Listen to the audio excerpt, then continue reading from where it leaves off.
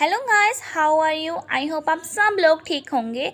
आज हमने second part के ऊपर ठीक है बात करनी है। बट मैं पहले आपको ये बता दूं कि जिस बच्चे ने पार्ट 1 नहीं देखा पहले आप जाके वो देखो, ताकि ठीक है आपको कंसेप्ट क्लियर हो पाए।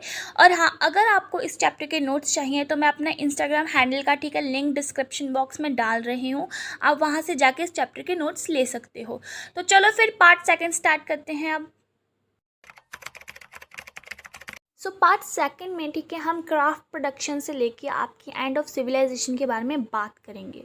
क्राफ्ट प्रोडक्शन होता क्या है? बेसिकली आप कोई भी चीज़ है ठीक है उससे कोई न्यू चीज़ बनाते हो, that is known as craft. ठीक है, इसको हम क्राफ्ट प्रोडक्शन बोलते हैं। बच्चे ये मैंने साइड पे ठीक है पिक्चर्स लगाई हैं कि वो कौन कौन सी चीज़ें बनाया करते थे। फॉर एग्जांपल नेकलेस हो गया ठीक है आपके, और बैंगल्स हो गया, और ठीक है ईयरिंग्स हो गए, ये सब चीज़ें बनाया करते थे। क्राफ्ट प्रोडक्शन में बेसिकली हम मटीरियल प्रोसेस एंड प्रोडक्शन के बारे में पढ़ेंगे कि कैसे ये ठीक है कौन कौन से एरिया से मटेरियल लेके आया करते थे एंड उसको कैसे प्रोड्यूस किया करते थे, कैसे उसको ठीक है उस चीज़ को बनाया करते थे। क्राफ्ट प्रोडक्शन को डिटेल से समझने से पहले आपको इसके सेंटर के बारे में पता होना चाहिए। आखिर कहाँ इनकी ठीक है प्रोडक्शन होती थी, कहाँ इन चीज़ों को बनाया करते थे। तो उसे जानने से पहले आपको मेरे साथ थोड़ी बहुत इन्वेस्टिगेशन करनी होगी। इन्वेस्टिगेशन के दौरान हमें ये पता लगा कि क्राफ्ट प्रोडक्शन का जो सेंटर होता था वो होता था आपका चनहुंदरो में। चनहुंदरो बेटा आपका ठीक है सिंध पाकिस्तान में है। ये अगर आप इंडिया के मैप पे इसकी लोकेशन देखोगे तो गुजरात की जो बाउंड्री है ना उसके एकदम पास में ही है चनहुंदरो।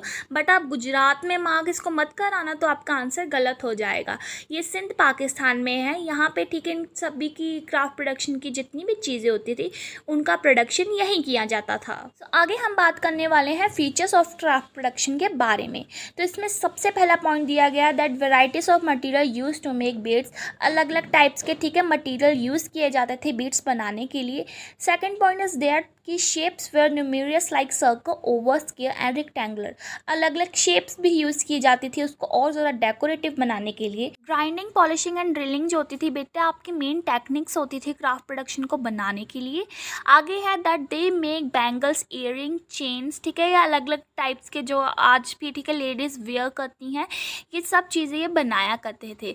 आगे है that carnelian are the important material for the craft production. Carnelian basically आपका एक सोर्स होता था जिससे ठीक है बीड्स वगैरह बनाया करते थे। कार्निल को बनाने का प्रोसेस भी बहुत ज़्यादा डिफ़िकल्ट होता था क्योंकि ये एक रॉ मटेरियल होता था येलो कलर का, जिसको फायरिंग करके ये रेड में कन्वर्ट किए करते थे, जो देखने में बहुत ज़्यादा ब्यूटीफुल होता था। ऐसा ही एक मटेरियल और होता था जिसका नाम था लैपिस लैज़ूल। ये बेसिकली बच्चे आपका ब्लू कलर का मटेरियल होता था। और मैं आपको एक सीक्रेट फैक्ट बताऊं, बट ये बताना मत बच्चे किसी को, बहुत ही ज़्यादा इम्पॉर्टेंट है। आपको ये पता है कि 5000 ईयर पुरानी जो ये सिविलाइजेशन थी हमारी हड़प्पन सिविलाइजेशन, यहाँ पे मेकअप बॉक्स भी ठीक है मिले थे, जिसमें ये क्लियर होता था कि वहाँ की ठीक है लेडीज़ तब मतलब 5000 साल पुरानी सिविलाइजेशन में भी गर्ल्स मेकअप किया करती थी। आर्कियोलॉजिस्ट को वहाँ पे क्लिप्स एंड हेयर बैंड्स भी मिलते हैं, जैसा कि आज प्रेजेंट में ठीक है गर्ल्स अपने हेयर्स में लगाती हैं, वैसा ही उस सिविलाइजेशन में भी होता था। आगे हमने एविडेंस के बारे में बात करना है कि कहाँ पे हमें क्राफ्ट प्रोडक्शन की चीज़ें मिलती हैं। मैंने बच्चों यहाँ पे आपको एक क्लियर कट डायग्राम बना के बता दिया गया है कि कहाँ पे कौन सी चीज़ें मिले। इसको आप रट लेना क्योंकि एग्ज़ाम में ठीक है क्वेश्चन आ जाएगा कि आप ड्रिल्स मशीन बताओ कहाँ पे मिली, आपको सेंटर ऑफ क्राफ्ट प्रोडक्शन कौन सा होता था, तो आपको फिल करके आनी पड़ेगी वो लोकेशन। तो बच्चे चनहुंदरो, लोथल एंड धोलावीरा में आपके ड्रिल्स मशीन्स मिली थी।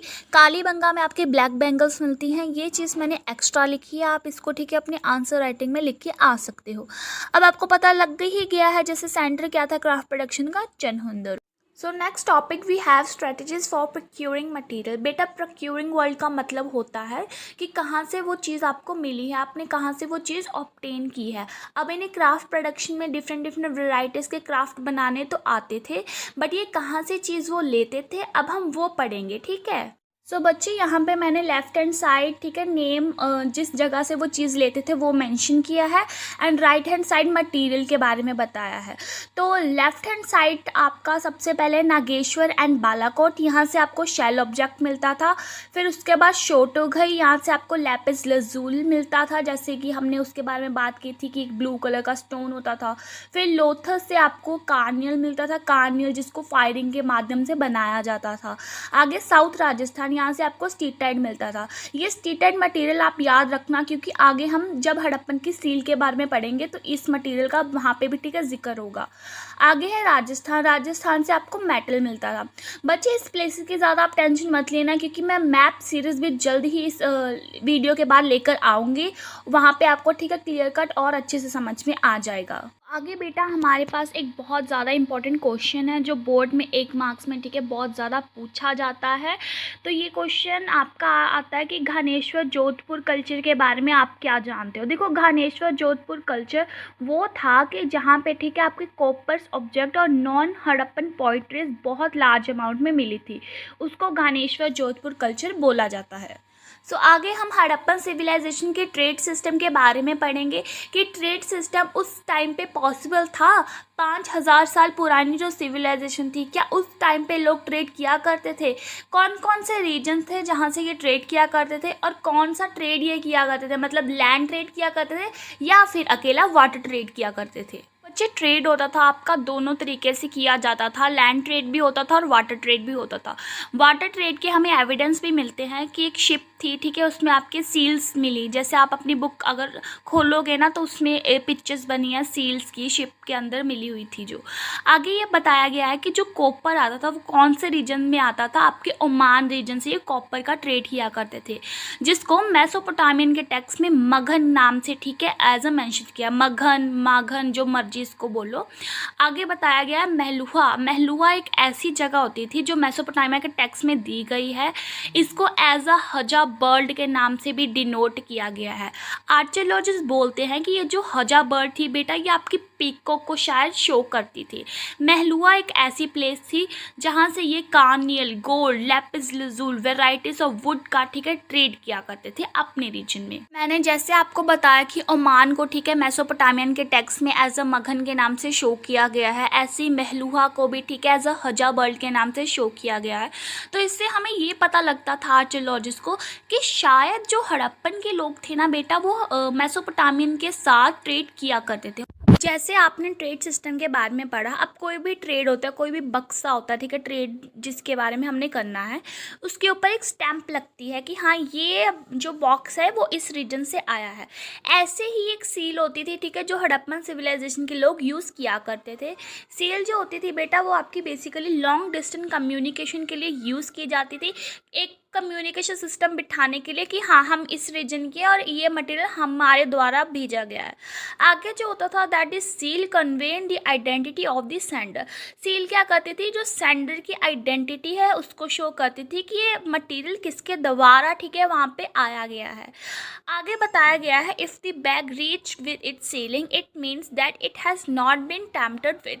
क्या होता था कि एक कोई भी गुड का बैग हो गया, ठीक है, आपका कोई भी मटेरियल हो गया, उसके आसपास में से सील लगा देते थे। अगर वो सील अपनी सीलिंग के साथ पहुंच गई तो इसका मतलब होता था कि किसी ने रास्ते में उसको छेड़खानी नहीं की है। अगर वो सील कहीं से ख़राब हुई है, ठीक है, या फिर निकली है, फिर इससे हमें ये पता लग जाता था कि हाँ कहीं ना कहीं वो सील को ठीक है किसी ने छेड़ा है और गुड्स के साथ ठीक है किसी ने खिलवाड़ किया है। अगर बच्चे आपको याद हो तो मैंने इस वीडियो का ठीक है पार्ट 1 में बताया था सोर्सेस में कि हड़प्पन सील बहुत ज़्यादा डिस्टिंक्टिव फीचर थी और इम्पॉर्टेंट सोर्स था। क्यों? देखो बच्चे, जो ये सील थी एक आपके मटेरियल के साथ बनी थी, स्टीटाइट। याद आया स्टीटाइट? अभी मैं पढ़ा के हटी हूँ। वो स्टीटाइट आपको कहाँ से ऑब्टेन होता था? साउथ राजस्थान से। उस मटीरियल में ठीक है ये सील इनकी बनाई जाती थी। पे बच्चे मैंने सील की पिक्चर लगा दी है आपको और अच्छे से तरीके से समझने के लिए। तो देखो इस सील में ठीक है 2 चीज़ें कंटेन है, मतलब 2 चीज़ें सील में रखी गई हैं। First animal motive and second one is Harappan की स्क्रिप्ट। ये याद रखना कि हड़प्पन की स्क्रिप्ट जो थी आज तक ठीक है डेसिफर नहीं हो पाई है, मतलब पढ़ी लिखी आज तक नहीं गई है। ये एनिमल मोटिव होता था, ठीक है, बीच में एक सील के बना हुआ, और ये सील ट्रेड के लिए यूज़ की जाती थी। मतलब सेंडर की आइडेंटिटी कौन शो करता था? यही सील, हड़प्पन की सील। हड़प्पन की सील को as a most distinctive feature भी माना गया है।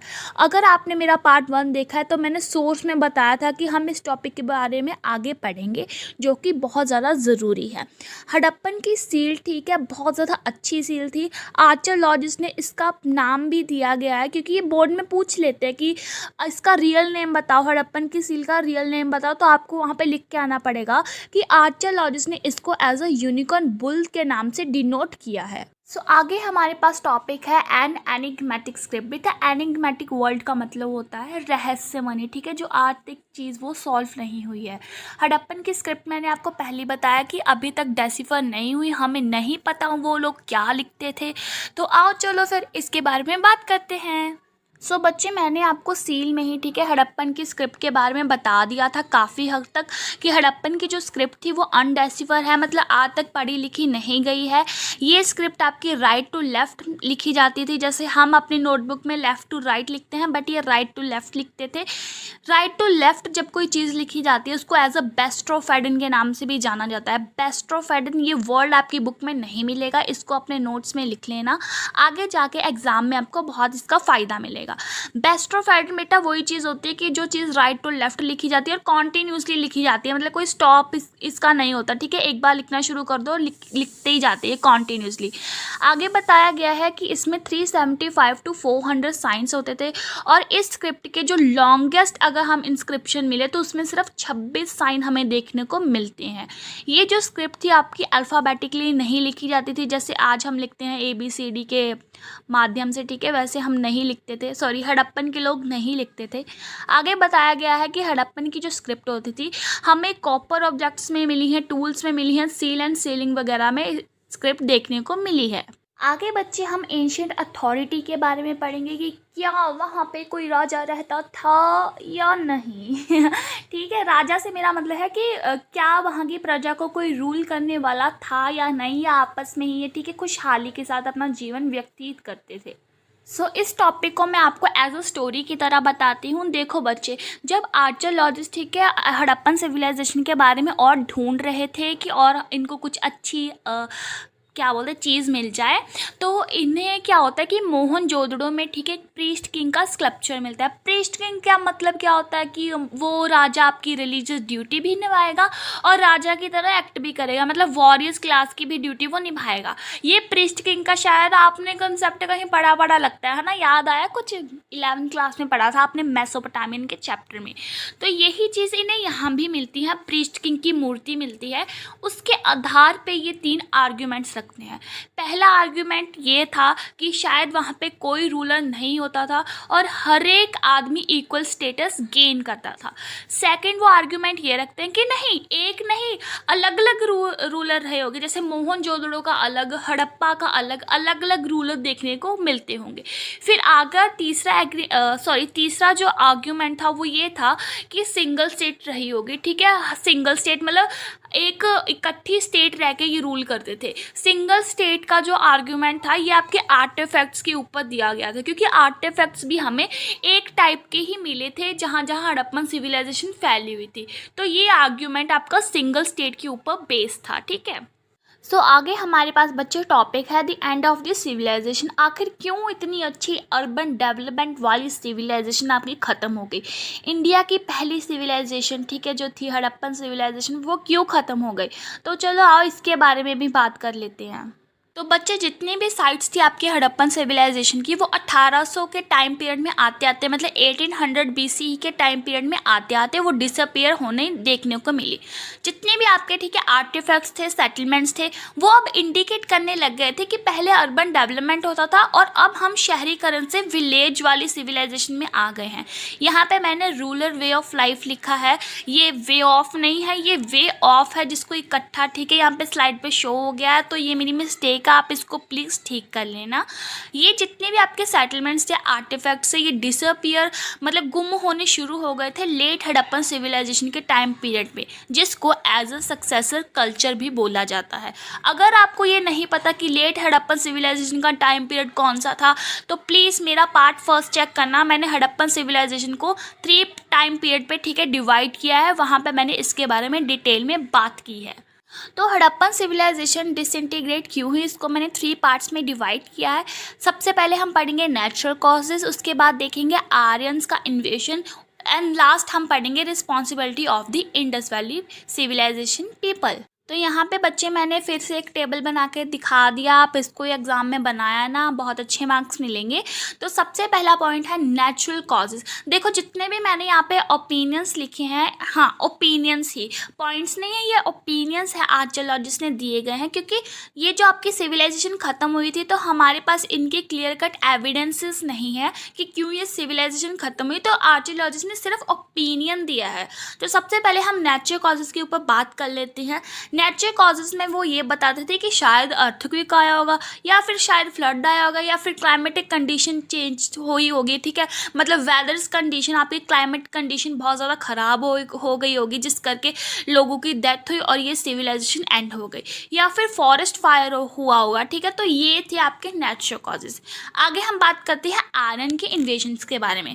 देखो आर्यन थी, एक कम्युनिटी थी, ट्राइबल कम्युनिटी थी, जो कि 1500 BC के टाइम पीरियड में आई थी इंडिया में, सेंट्रल एशिया से, ठीक है। तो इनका ये मानना था कि ये कम्युनिटी आई थी तो इन्होंने क्या किया था, हड़प्पन सिविलाइजेशन के लोगों को मारा था और अपना एक न्यू कल्चर डेवलप किया था। इनकी मेन फीचर ये था इनकी सिविलाइजेशन में कि जो हड़प्पन की सिविलाइजेशन थी बेटा वो अर्बन डेवलपमेंट शो कर रही थी, बट आर्यन की सिविलाइजेशन आपके रूरल डेवलपमेंट को शो कर रही थी। आगे है responsibility of the Indus Valley civilisation people. अब देखो ये जो लोग थे वीक वेपन्स थे इनके, ठीक है, अगर हमें हथियार मिलते भी हैं तो बहुत ही स्मॉल क्वांटिटी में मिलते हैं और बहुत ही उनका साइज छोटा था। मतलब इससे ये शो होता था कि हड़प्पन के जो पीपल हैं, ठीक है, वो पीस लविंग थे, ठीक है, किसी को नुकसान नहीं पहुंचाना चाहते थे। आगे है लैक ऑफ गेनिंग नॉलेज। अब इंडस वैली सिविलाइजेशन में ये बात बहुत ज़्यादा बुरी थी, इनको ये लगता था कि हमारे एरिया के अलावा कोई और देश ही नहीं है, ये खुद में ही मस्त होते थे, इन्हें ये लगता था कि सिर्फ यही एरिया है, यही अर्थ है, हम यहीं पे रहते हैं और इसके आसपास कोई और देश नहीं बना है। आगे है एब्सेंस ऑफ सेंट्रल अथॉरिटी। अब जैसे हमने सेंट्रल अथॉरिटी के बारे में बात की कि शायद किंग था नहीं था, तो उससे भी बहुत ज़्यादा अफेक्ट पड़ा। Last one is that no expansion, ठीक है। अब मैंने आपको जैसे बताया ये पीस लविंग पीपल थे, किसी को नुकसान नहीं पहुंचाते थे, ठीक है, तो इन्होंने अपना एरिया भी इतना ज़्यादा एक्सपेंशन नहीं किया था, जिस करके ये इंडस वैली सिविलाइजेशन धीरे धीरे क्या होती है आपकी ख़त्म हो जाती है। तो इसी के साथ बच्चे हमने सेकंड पार्ट फर्स्ट चैप्टर का, ठीक है, कवर कर लिया है। अगर आपको कोई भी डाउट होगा प्लीज़ कमेंट सेक्शन में पूछना कि दीदी हमें नहीं समझ में आया, मैं रिप्लाई ज़रूर करूँगी। और अगर आपको इस चैप्टर के नोट्स चाहिए तो जाओ मुझे जाकर इंस्टाग्राम पे फॉलो करो और वहाँ पे आप इस चैप्टर के नोट्स ले सकते हो। नोट्स को भी मैंने 2 पार्ट्स में डिवाइड किया है, आप इजीली, ठीक है, ले सकते हो। इजी नोट्स हैं, ज़्यादा मैंने डिफ़िकल्ट नहीं बनाए हैं। मैं जल्द ही source based question plus map based question भी, ठीक है, जल्द ही अपने चैनल पर लेके आऊँगी, तो आप मेरे चैनल के साथ जुड़े रहना। और हाँ यार, धन्यवाद आपका बहुत बहुत वीडियो देखने के लिए। और हाँ, अगर आपको मेरी वीडियोस अच्छी लगती हैं तो इसे लाइक शेयर एंड सब्सक्राइब करना मत भूलना। मिलते हैं फिर एक न्यू वीडियो के साथ। Bye bye.